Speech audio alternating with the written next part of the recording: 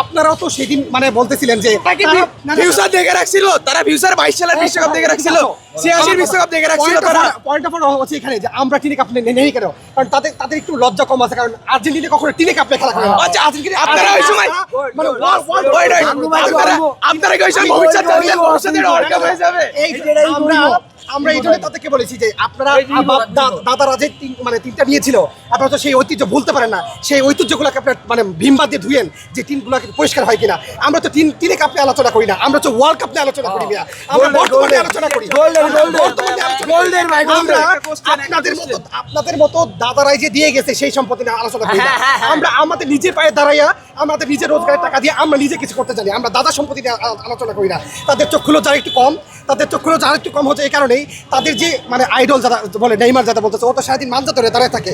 আমি আশা করি যে আদৌ সে ওয়ার্ল্ড কাপ খেলতে পারবে কিনা, কারণ তার মানজার মধ্যে যে অবস্থা, তার মাজার যে অবস্থা, হাঁটুতে যে অবস্থা, পায়ে যে অবস্থা, মাঠের মধ্যে খেলার আগে একটা পর পরে গেলে 10 বার চিৎকার করে। তো এইরকম প্লেয়ারদের ফিফা কখনো মানে আশা করে না।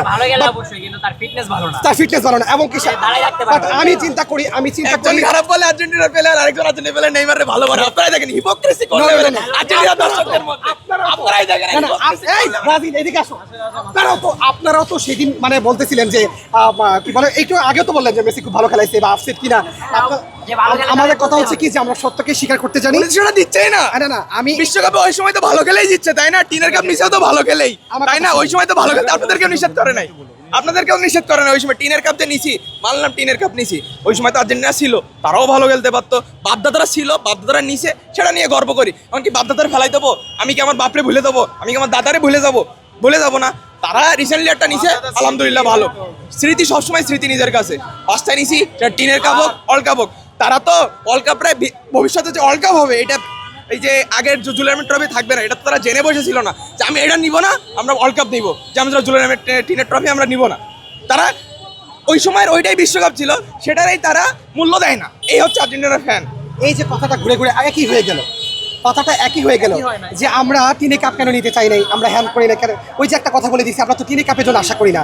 আর্জেন্টিনা কখনো সেটাই তো বললাম। আপনারা কি ভবিষ্যৎ দেখেছিলেন যে ভবিষ্যতে এটা ওয়ার্ল্ড কাপ হয়ে যাবে, এটা হলো যে সোনার কাপ হবে টিনের কাপ থেকে? মানে আপনি যেটা ক্লেম করছেন, টিনের কাপের কথা আপনি বলছেন, আরেকবার রিপিট করবেন যে আমরা উনি ক্লেম করেছেন যে আপনারা তখন কেন টিনের কাপটা নেন? আপনারা কি ভবিষ্যৎ দেখে ফেলেছিলেন যে একসময় বিশ্বকাপ আসবে, ট্রফিটা এমন হবে?